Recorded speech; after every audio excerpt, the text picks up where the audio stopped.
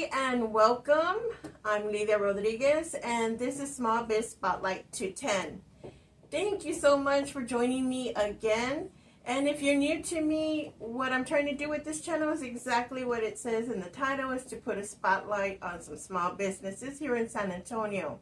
So please stay till the end of this video because I do have some information for all of y'all that I would like to share, and also for the information for the next video. All right, so with that, if you know anybody that has a small business or may be interested in being on my YouTube channel, please give them my email. It's smallbizspotlight210@gmail.com. Okay, so let's go ahead and introduce you to Linda with Creating Quantum Solutions. Yes, hello everyone. Great. Nice to be here. Great. I'm glad to have you because tax season is creeping up on us. Oh yes, it is. It definitely is. So can you go ahead and give us your full introduction, name, family, etc.? Yeah, absolutely. Well, first of all, Lydia, thank you for inviting me. I enjoy being here, and I enjoy just spreading awareness about what I do. And of course, if anybody needs my services, I will be providing that information during this interview. But my name is Linda Medina. I am owner of Creating Quantum Solutions. And what I specialize in is credit education and repair, tax preparation, and LLC formation. Oh. So I have just a little bit of background. I've been in the corporate compliance space for over 15 years. And during that time, I worked for a debt collection agency. Ooh. It's a debt collection and credit reporting agency. I went from the bottom of being an analyst to becoming a compliance director. And what that means is I had to oversee how they did the things they did and made sure they followed the rules and what they were supposed to do as a debt collection and credit reporting company, which in turn is how I learned a lot of information that I'm teaching now with my small business. And I will say that during that time when I started, I did not know anything about how credit worked, or at least I thought I knew how it worked. Mm-hmm. And it turned out I really didn't know how it worked. And it was so much information that motivated me to want to help others. And during that time, I would help family, I would help friends, and they would tell me how they were seeing results with their credit. Mm-hmm. In which, again, after some time, I decided to start my own business. And tax preparation is something that I have done as well. I did my first tax return when I was 16. Wow. Years old. And it was during the time that we had the paper forms and you had to fill it out and mail it in. Back in the day. Yeah, so I used to help my mom with completing those tax forms. And for me growing up, education wasn't a really big thing. It was mostly working. Mm-hmm. So if you came from a background like that, you totally understand, but work was more of a priority than taking the time to get a good education. But for me, I wanted to take a different route and actually learn and do things that I never thought I could do, because honestly, the background I came from, I didn't think I was capable of a lot of things. I didn't think I was smart enough. I didn't think I was worthy. I didn't think I was capable of a lot of things. So mm-hmm. I worked very hard to accomplish where I am today. You've come a long way, baby. Yes, and then the LLC formation side of it, well, again, the company I work for, being a director there, I oversaw the licensing for the debt collection licenses of all 50 states and their requirements. So wow. Each state requires some type of annual reporting requirements, business license renewals. Some states had new requirements where they required certain licenses and reporting. So I had to keep up with all of that and make sure we were compliant with all of that reporting. So that gave me the knowledge of working with the different states and their requirements and how they work. So I was very familiar with that. So now what I do especially for Women Unlimited members, is anyone that wants to establish their LLC, or they have questions on, well, mm-hmm. what's a DBA, what's an LLC, or even if they even if they want to open up a bank account and they want to know what are the requirements to open a bank account, because it's not so much as here's your driver's license. There's specific it's a documents. whole different Yes. animal.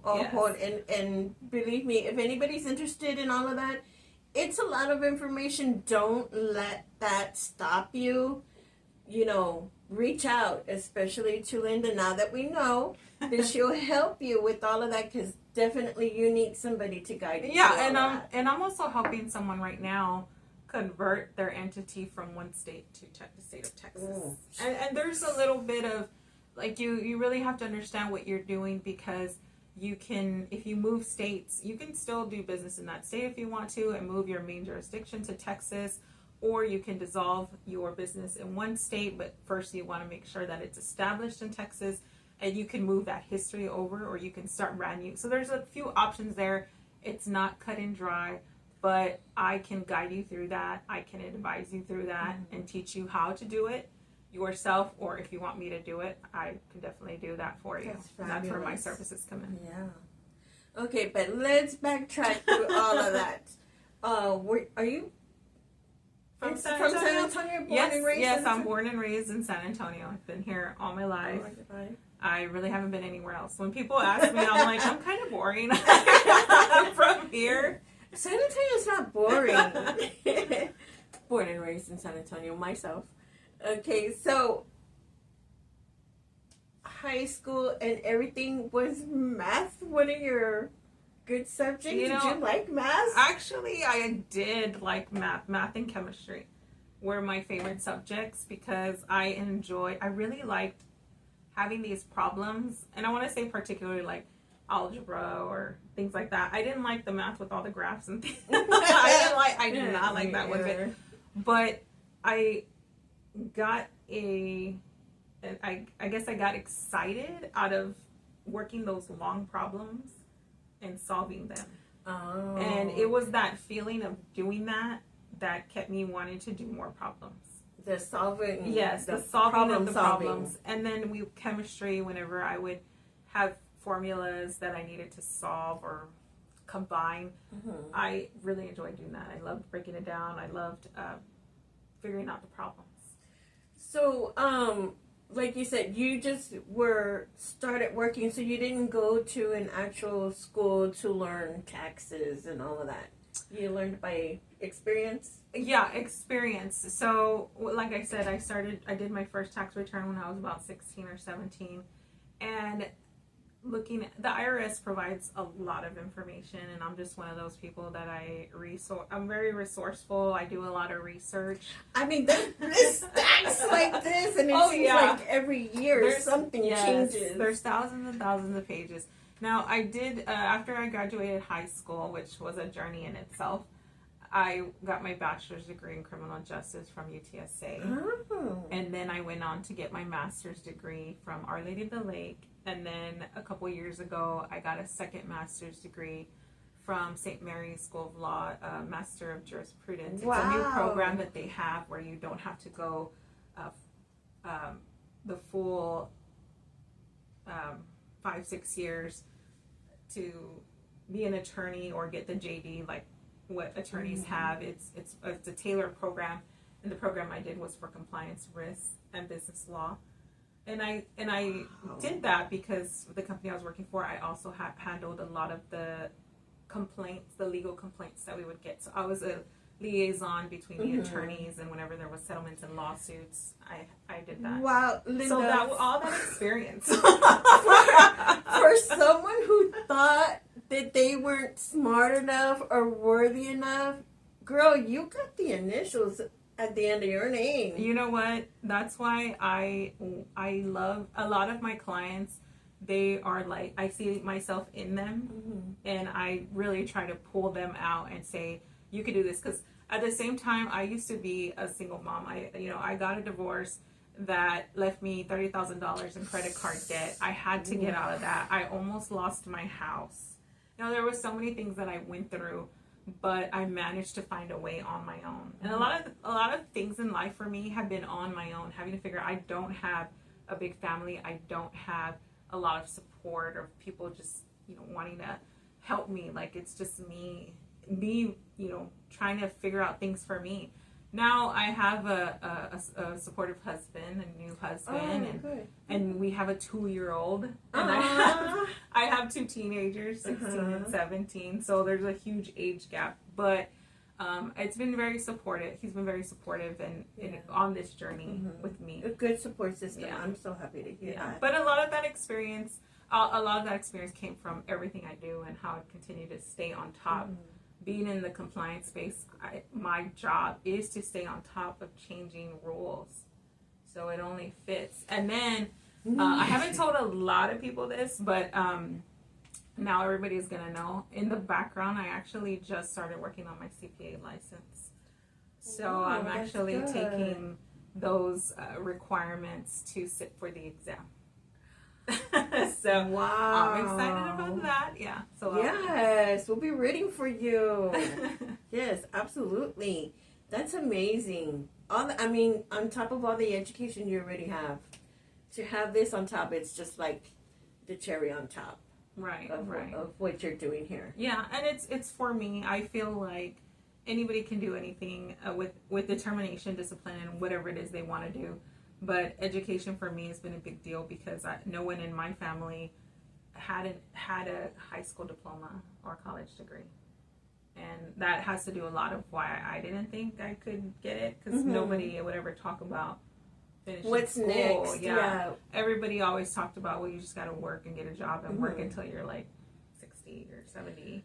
Well, a lot of us coming out of high school have absolutely no idea what a credit report is, how important it is, or the importance of starting a credit. What is a good way for someone to start one's credit? Well, the first thing you want to do is look at what your credit report has, what information is on your credit report, and there's several free ways of doing that. One of the main ones that is is announced a lot is the annualcreditreport.com website. So with annualcreditreport.com, you're entitled to pull your credit report for free. It used to be where you can do it every year and check it, which you want to be checking it. But now, ever since COVID hit, changed it up where you can pull it more free periodically.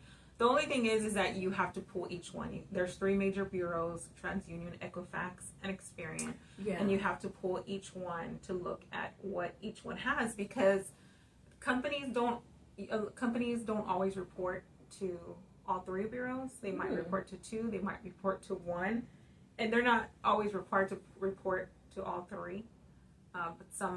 So you want to make sure that the information that's on those reports are accurate and that they do belong to you. Is there one that's better than the other?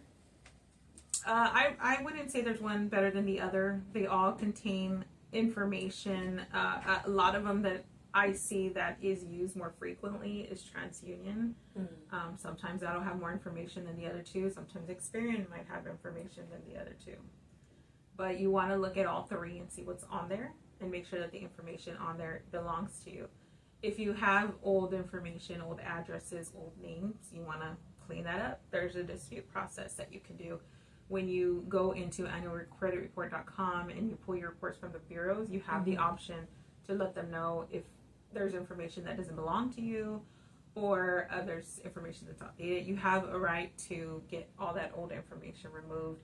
And if there's something questionable, you have a right to dispute that too. There's a lot of consumer laws that is on credit reporting that the credit bureaus have to follow. And anytime you dispute an item because you don't feel it belongs to you, it triggers them to investigate and provide you with a response. So the best place to start is looking at your credit report. And if you have a credit card, a lot of credit card companies, they offer free credit scores, free reports. But normally it might be with just one bureau, but you can look at it that way. And then a lot of people also use free monitoring services like Credit Karma, Credit Sesame. They use those as well, but those don't give all 3 bureaus. I want to say Credit Karma gives TransUnion and Equifax information. Correct.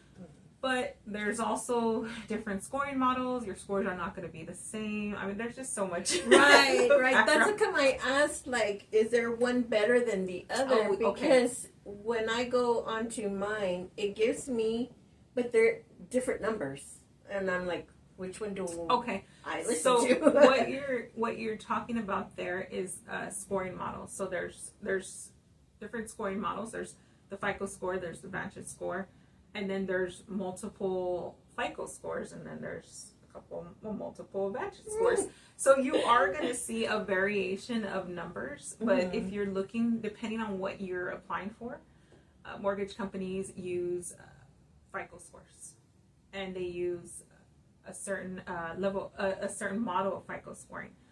And then your auto dealers might use a different FICO score. But the FICO score is going to be your most accurate, and myfico.com is where you can find your FICO scores. Now, they do charge a service fee if you want all three. But if you want to see what at least it looks like and where you're at, just to get an idea, they have a free option through Equifax. You can sign up for a free MyFICO account, and they'll give you your Equifax report and your FICO score. Okay. So what are some of the frequent mistakes that people make regarding their credit?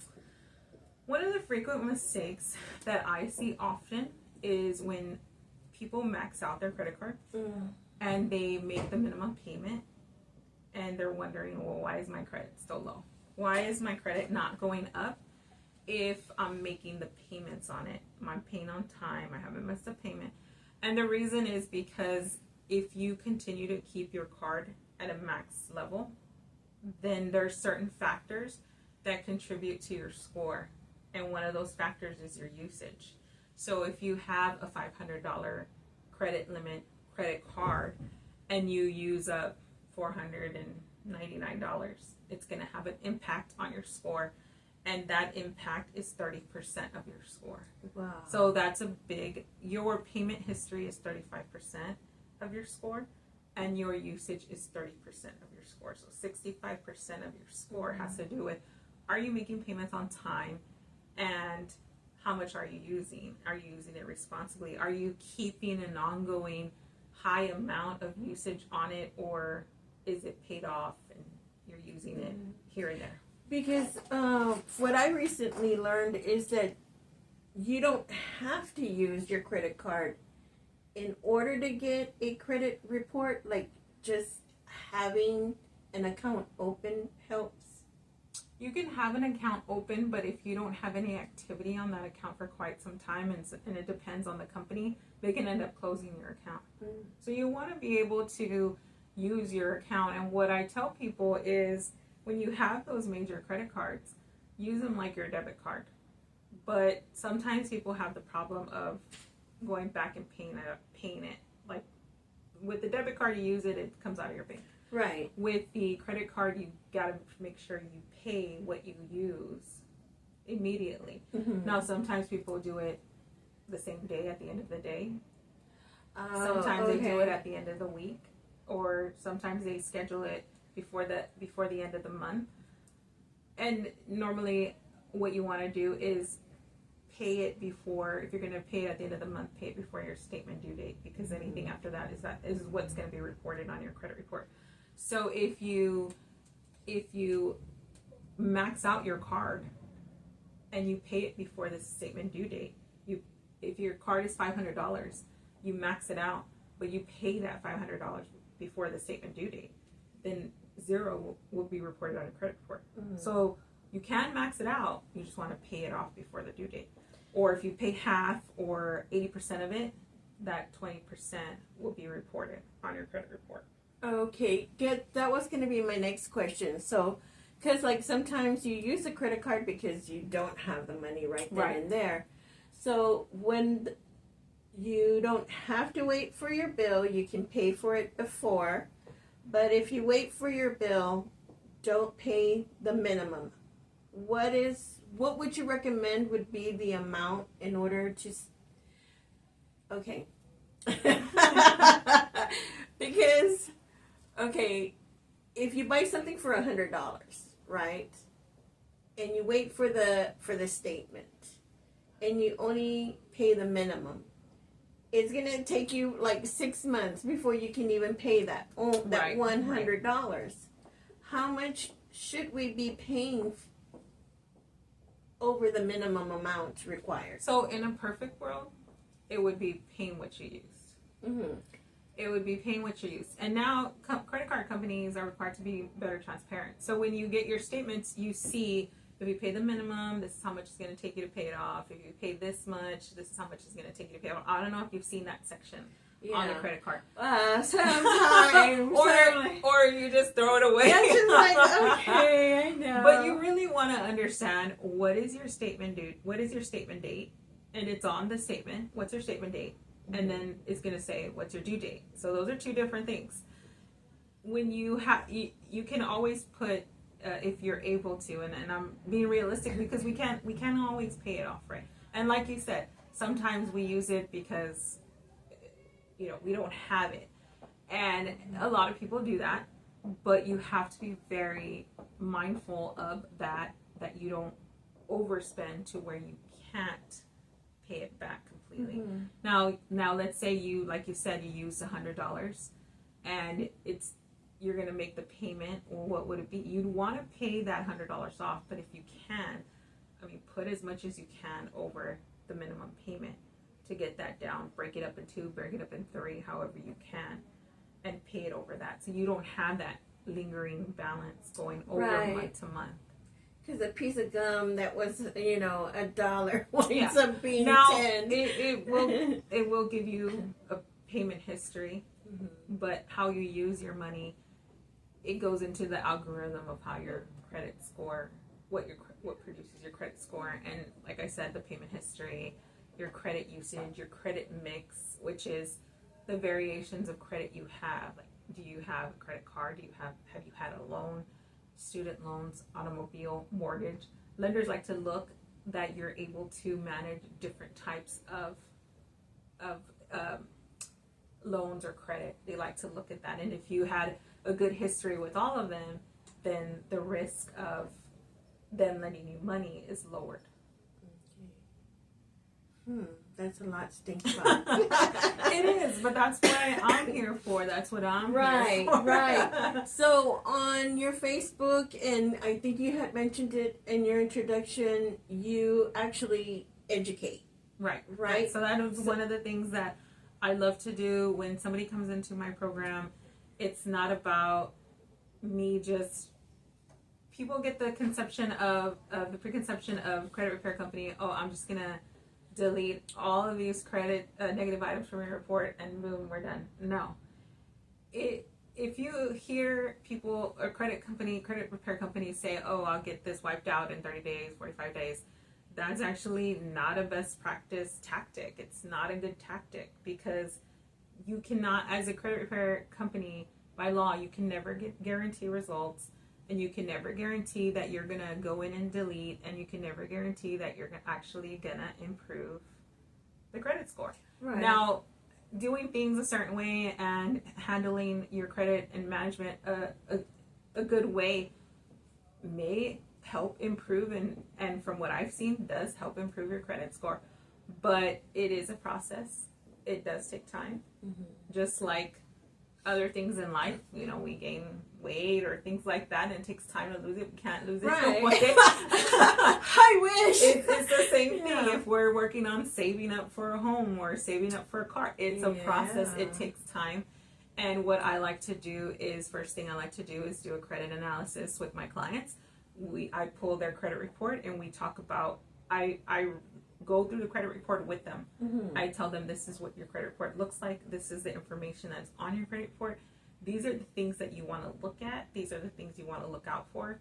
And then we start talking about the different accounts. If there's good accounts, or if there's accounts that maybe they can improve their behavior, we talk about that. If there's negative accounts, we look at, are there any inaccuracies? Are there errors with reporting? Because by law, companies have to report accurate information. And if any of that information is not accurate, then we have a right to dispute that. So that's where my dispute services come in. We dispute inaccuracies. Mm-hmm. And during that inaccuracy process, if they cannot verify the information correctly and update that information, then by law one of the things they have to do is delete it. So when would you recommend someone actually consider credit repair? Does it have to be like where you're already getting tons of mail saying that you're delinquent? When is the best time to go? I would say at any time. So one of the things that I do offer is if you just want to learn and you want to understand it a little better, then I offer a free consultation and analysis. So we can pull your credit report. I can look it over with you. We can talk about it. I can give you advice, and then you take that and work with that. Of course, on my page, on my Creating Quantum Solutions page, I do my best to update and provide a lot of information on credit tips and information there. Mm-hmm.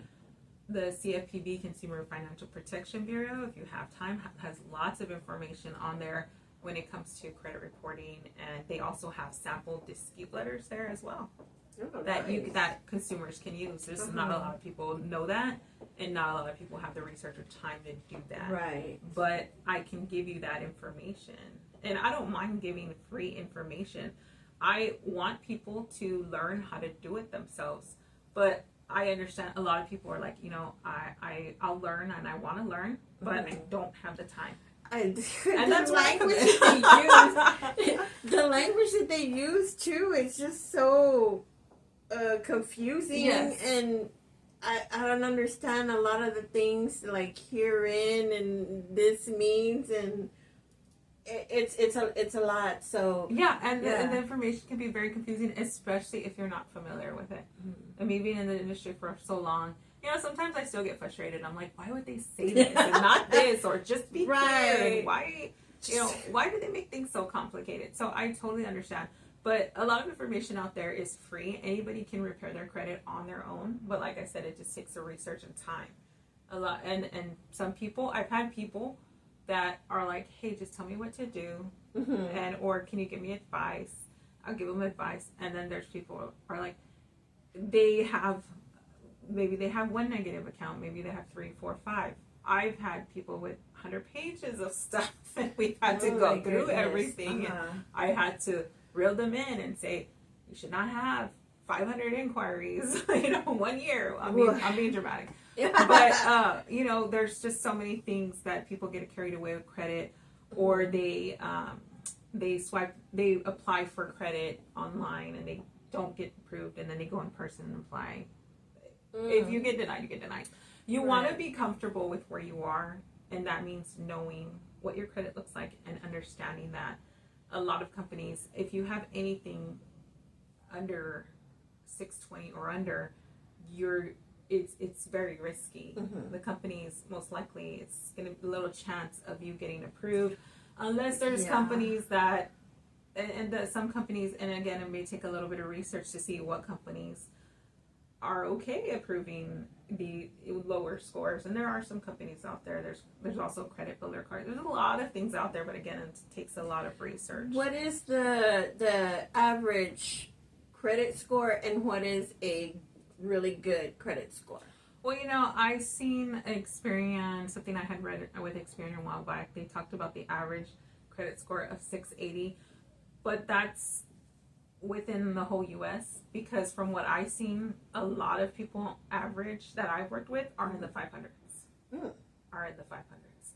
And what I like to do, if we can get you over a 680 into the 700s, that puts you in a really good position.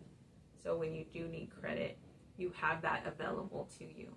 Now, one of the problems I do get sometimes too is when people start seeing their score improve, they want to go apply everywhere, which can be very tempting. And it's also a reason why people get scared of having credit cards, because they're not sure how to use them or how they should use them. But just like, again, I'm going to go back to finances and fitness and things like that. We have to keep ourselves disciplined. We have to do this, but we won't. We know we have the $500 limit here. We want to go buy that game or that jewelry or something. Christmas is coming. Christmas. Now, I do put some tips on how to avoid getting yourself in a lot of debt over Christmas. I need to go look at that one. Yeah, but it does take discipline, and there's a credit management best practices, and if you learn it and you understand it, sometimes you can splurge a little, but then you know how to get it back in order. Okay, that's good. Okay, yeah, Christmas is coming. I need to do that. Christmas is coming. But after Christmas is tax season. Right. Ugh. So after Christmas, after you've maxed out your cards, or you know, you've spent or overspent and put yourself in debt. The next thing people want to do is, I want my taxes. I want that refund. I need that refund to pay my credit card. To pay my credit card off. Tax season is a good time when you do have that refund to invest in yourself. So if you're not in a good position right now with your credit, or let's say you're looking to get a house or you want to purchase that vehicle, invest some of that money in your credit education and repair process. Get you in a good position to have a better financial pathway through the year. And you help with taxes as well, right? Yeah, I help with taxes as well, tax preparation. I do individual taxes, and I do small businesses and entrepreneurs. That was my next question. Oh my gosh, because I've done the business side of taxes, and it can get pretty confusing between what was the sales tax to the franchise tax to end of every quarter tax. Oh my gosh, it was a lot. It was a lot. So you do both. Yeah, so I do tax preparation. I mainly do tax preparation and help people file, but I also help with spreadsheets and things like that. So if people they don't have anything, because I do have clients that they don't know how to manage their expenses and income and everything, that those financials throughout the year. So I'll help them with guiding them on how to better organize that for them. You know, I've always thought, and this is not even in what we were talking, but it just came to me. I've always thought that, like, in the high school, at least in high school, they should teach you how to budget, you know? So that way when you go out to the real life and then colleges start bombarding you with credit cards, and then you finally get your first job and then you got to do your taxes, at least you would know a little bit of something. Yeah, and you're absolutely right, because in high school I had a cooking class. We just baked. But if I would have learned how to better manage budget, I think there might be some classes like that. I know my son, he's in high school, and I moved him out of an art class, because he was in art class last year, and moved him into a money management class. And I just think it's something that all kids need. Let's put our kids on the right path. And it's never too late to learn and get yourself on the right track. But yeah, I definitely agree. At the same time, a lot of people say, well, it's not the responsibility of the school, it's the parents' responsibility. But you know, I didn't have, I mean, unfortunately, my mother, she needed my help to help with taxes. She needed my help to help her read and things like that. So I didn't have anybody pouring into me. Now I can pour into my kids and I can pour into others, which I'm thankful for that. Well, I'm going to tell you, I'm going to show my age. Back when I went to school, we had home ec. And I think we did home ec and then they took it off. But I got like maybe one semester of it. So I'm not that old. I'm old, okay? But home ec really helped you at least to budget, like, okay, so your home is bringing this much in, and you need groceries, or you're going to cook for a family of so much. you know, even though now I can see the misogyny in that, but it was very good information, at least some kind of foundation as to how to budget. Yeah. But yeah, I mean that would be good for I know. either male or female. I would have rather learned about managing a checking account or bank account Yes. than caring for an egg for like a weekend. And how to bring it back because we had in my life, I think it was called Life something. We made sweaters. We did like had those, I don't know, markers or whatever to draw Santa for the holidays on these sweaters. And then we had to take care of a baby, which was an egg, and oh, my kids did a sack of flour. like, what is that? Yeah, my kids had to take like a 2-pound sack of flour and carry it around. I remember my egg. It was a little egg, and her name was Jessica. I still remember that. And I mean, I'd rather have learned something than... Right. Now, again, coming from my family, if you're like my family, my siblings were having kids when they were 15, 16. So I already knew how to take care of babies. I was babysitting like at 10 years old because they were already having kids. So I didn't need an egg. I needed to learn finances. No, in the Hispanic community, when you're a babysitting age, you're tia, and here. I think like 5, 6 years old, you're like, oh, you can babysit. Yeah, like I'm gonna leave the kids with you. You're in charge. I gotta go to the grocery store, and so we've got that down pat. Money is something that's super important for us to learn how to manage. Mm-hmm. Definitely. And so I love that you do the education of it. I love that you help with the taxes. And as a former business owner myself, having to do that LLC was super complicated for somebody like me. For some of y'all probably breezed through it, but it is difficult, and you help with that too. Mm-hmm. I help with that too. Now the good thing is in the state of Texas. Before, when I had to establish my LLC, it was all mail and fax.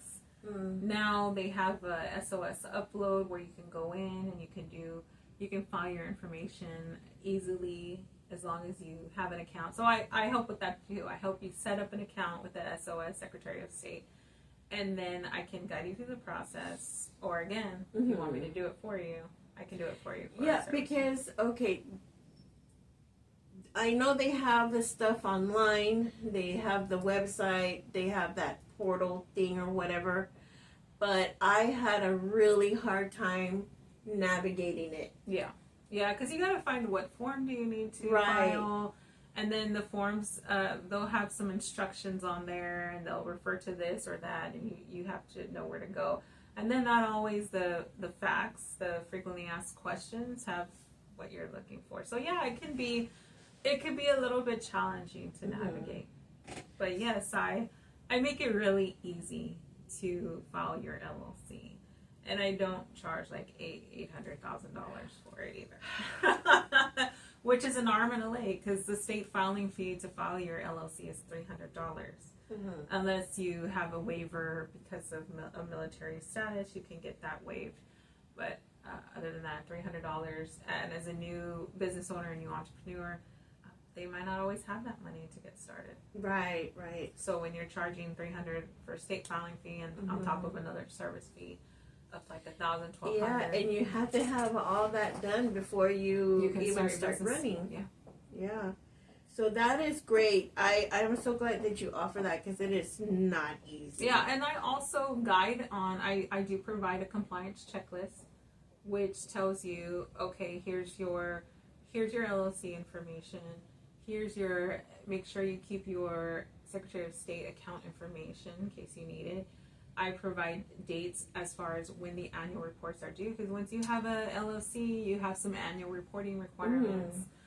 I provide you that when that information is due. And now with the new beneficial ownership information reporting that's required this year, I talk about that as well. and just anything that's required of the LLC. I have a whole checklist for that. So your business is pretty much a one-stop shop. Yes. I love that Yeah. because everything you can possibly, from the beginning to the end, Yeah. you help with. And anybody, you can always, I have clients that I help them establish their LLC.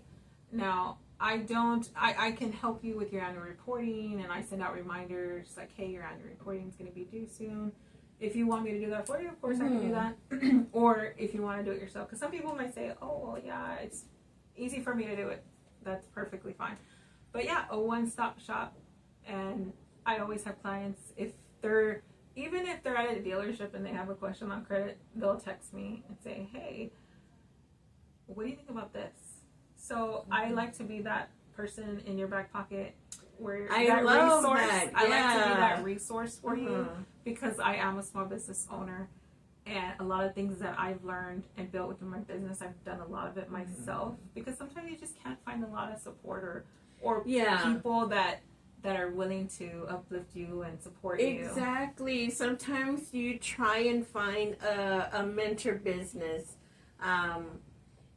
Even around the community, and a lot of either they don't have time or they're like, hey, I had to learn on my own. So you go learn. yeah. So anytime I can pour into others, I'm happy to do so. So you see, it's like no more excuses, guys. You want to start your business, you can. You want to start your LLC? Let me know. You want to get your taxes in order? Let me know. You want to get your credit repair in the right track? Let me know. Okay, so how do we get a hold of you? Everything. Social media platforms? What's the best way? So multiple ways you can get a hold of me. You can text me or call me 210-778-9560. You can email me at linda@creatingqsolutions.com.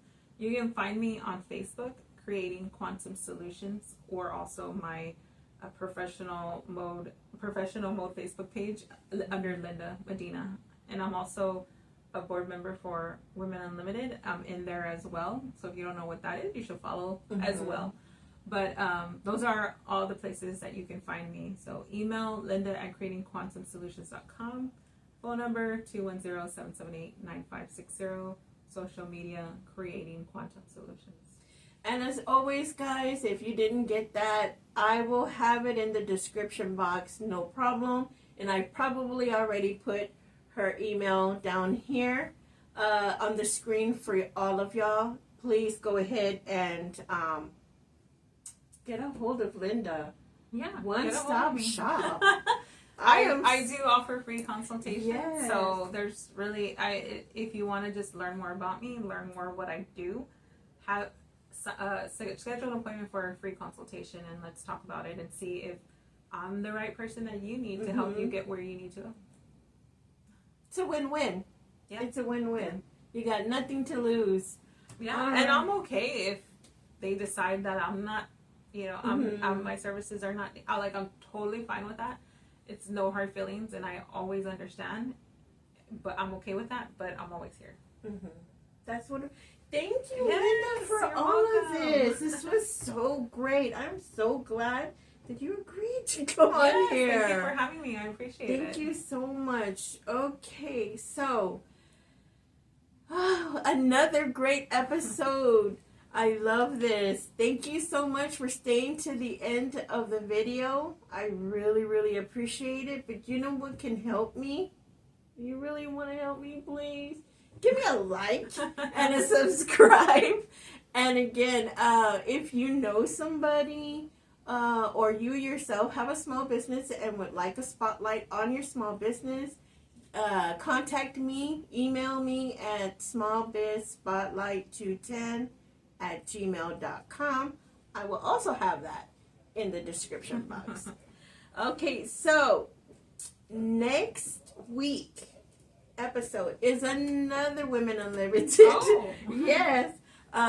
Is Rhonda Short. We will be having her, and you don't want to miss that, especially if you're 50 and up, because she has, oh my God, it's going to be great, a mature diva travel. So if you've ever been interested in traveling, but you don't want to go ziplining, you know, watch next episode because Rhonda will have everything for you. So with that, let's make a difference together by thinking big and shopping small. Okay, guys? Thank you so much. Y'all have a great Thursday. Y'all have a great weekend. And I'll see you next week. Bye. Awesome. Thank you.